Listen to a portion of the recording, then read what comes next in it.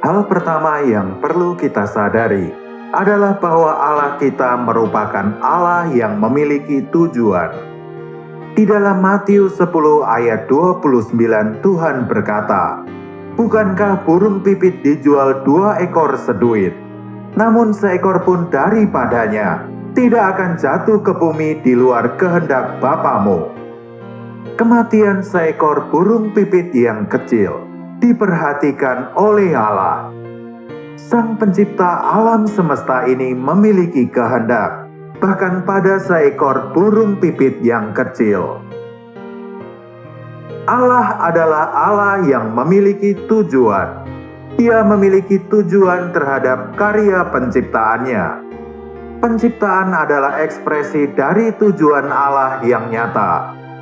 Penciptaan merupakan bagian dari tujuan Allah yang semula, sedangkan penebusan merupakan sebuah karya pemulihan.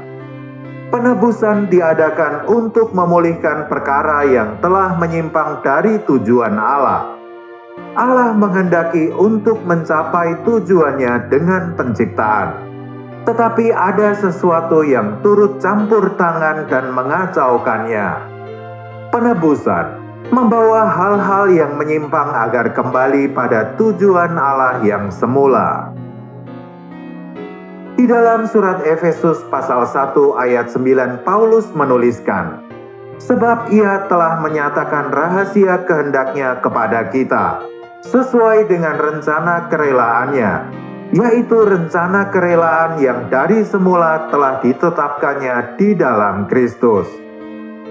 Dalam terjemahan bahasa Inggris, frase "ditetapkan di dalam Kristus" dituliskan sebagai "ditetapkan di dalam dirinya". Dan di dalam Efesus 3 ayat 11 Paulus menuliskan, "Sesuai dengan maksud abadi yang telah dilaksanakannya di dalam Kristus Yesus, Tuhan kita." Di dalam Efesus pasal 1, kehendak kekal atau kehendak yang abadi ini mengacu pada sesuatu yang ditetapkan Allah di dalam dirinya sendiri. Sedangkan di pasal 3, kita dapat melihat bahwa tujuan ini dilaksanakan di dalam Kristus Yesus. Di dalam kekekalan yang lampau, Allah di dalam dirinya merencanakan sesuatu yang pasti. Kemudian semua tujuan ini digenapkan di dalam Kristus Yesus Tuhan kita. Di dalam kekekalan yang lampau, Allah berencana agar putranya menjadi semua dan di dalam segala sesuatu. Hal ini tertulis dalam surat Kolose pasal 3 ayat 11. Penciptaan dilakukan Allah dengan sebuah tujuan, yaitu agar seluruh alam semesta berada di dalam Kristus Sang Putra, dan Kristus menjadi kepala dari segala sesuatu, baik yang di surga maupun yang ada di bumi. Allah adalah Sang Pencipta yang kekal. Dia ingin mengekspresikan dirinya dalam ciptaan. Dia tidak dapat dipuaskan dengan hal yang lainnya. Seperti seorang seniman yang tidak dapat merasa puas tanpa mengekspresikan dirinya dalam lukisan. Sama halnya dengan Sang Pencipta, Dia harus mengekspresikan dirinya di dalam ciptaannya. Allah kita tidak dapat dipuaskan dengan benda-benda yang tidak hidup. Dia harus menciptakan makhluk yang dapat memberi respon kepadanya. Karena itu, makhluk ini harus memiliki kehendak bebas. Allah menciptakan malaikat dan manusia, di mana keduanya memiliki kehendak bebas. Sebenarnya, dengan menciptakan makhluk yang memiliki kehendak bebas seperti ini, Allah memiliki resiko yang besar, karena makhluk ciptaan ini dapat memilih untuk berpihak kepada Allah ataupun untuk melawan Allah. Sebelumnya Allah menciptakan malaikat, tetapi Allah telah mengetahui terlebih dahulu bahwa sebagian malaikat akan memberontak dan menjadi musuhnya. Mereka memberontak dengan membangkitkan kehendak ciptaan untuk melawan penciptanya. Hal itu dapat dilihat dalam kitab Yesaya pasal 14. Di sana banyak tercatat perkataan "aku hendak" dari iblis. Sebenarnya cukup dengan bersabda, Allah dapat dengan mudah menghancurkan musuh-musuhnya. Tetapi menghancurkan makhluk yang lebih lemah tidak mendatangkan kemuliaan bagi Allah. Melalui kerelaan kehendaknya, Dia menciptakan lagi makhluk yang berkehendak bebas, yaitu manusia. Allah mau agar kehendak manusia dapat bersatu dengan kehendak Allah, dan manusia dapat bekerja sama dengan Allah dalam menangani pemberontakan. Allah membawa manusia untuk membatalkan apa yang telah dikerjakan iblis. Manusia diciptakan dan diletakkan di Taman Eden untuk memelihara taman itu. Kata memelihara di dalam bahasa aslinya adalah menjaga taman itu. Hal ini menyiratkan keberadaan musuh yang berusaha menyusup, dan Allah ingin agar manusia bekerja sama dengan dirinya. Allah tidak melenyapkan kekuatan iblis setelah dia memberontak, karena Allah ingin menangani masalah ini melalui manusia. Ketika Allah menciptakan manusia, iblis terus-menerus mencari kesempatan untuk membuat manusia menjadi sekutunya, untuk melawan Allah. Tetapi tipuannya kepada manusia merupakan sebuah kesalahan besar, karena lingkup aktivitas iblis yang sebelumnya tidak terbatas, menjadi terbatas di bumi. Kejadian 3 ayat 14 merupakan putusan Allah atas ular itu. Allah berfirman, "Karena engkau berbuat demikian, terkutuklah engkau di antara segala ternak, dan di antara segala binatang hutan. Dengan perutmulah engkau akan menjalar, dan debu tanahlah akan kau makan seumur hidupmu." Melalui ayat ini, kita dapat melihat bahwa pergerakan iblis adalah menjalar di tanah, sedangkan makanannya adalah debu dan tanah. Debu dan tanah adalah manusia sebelum Allah menghembuskan nafas hidup. Karena manusia kalah terhadap iblis, musuh diberi kuasa atas elemen debu dan tanah dari manusia. Sifat kedagingan manusia adalah debu dan tanah itu. Dan Kristus datang untuk menebus manusia dari penguasaan iblis. Salib Kristus melenyapkan hak yuridis iblis atas manusia. Agar kita dapat menang atas musuh, kita perlu salib yang menanggulangi elemen daging dari diri kita. Di dalam pikiran Allah, manusia bukan hanya alat dalam tujuan kekalnya, tetapi manusia juga merupakan bejananya.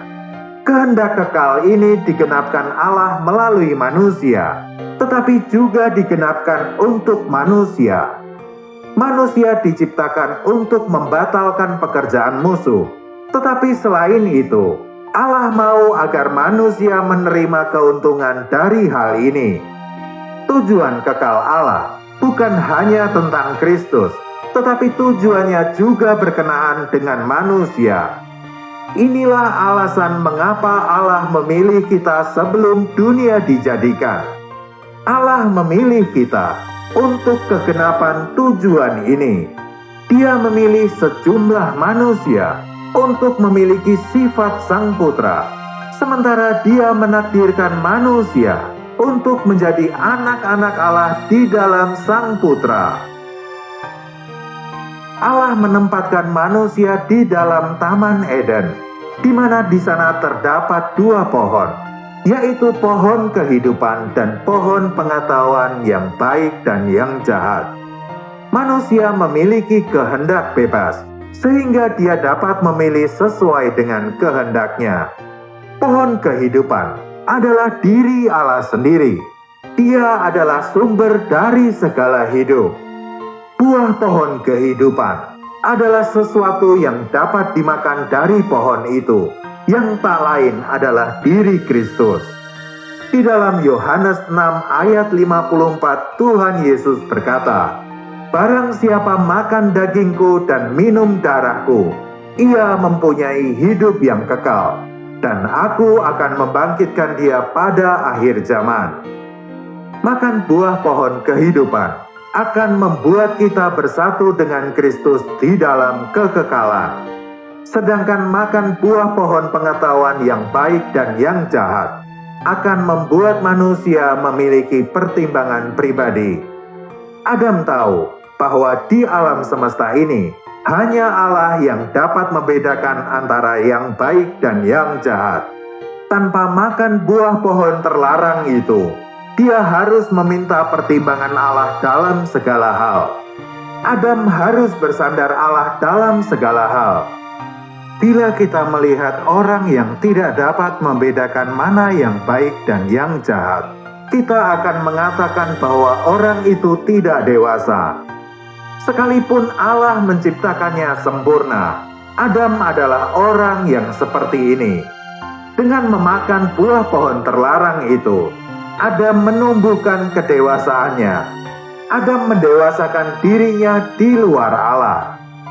Terlepas dari berbuat dosa atau tidak, sejauh manusia berkembang dengan alamiahnya, manusia perlu keselamatan.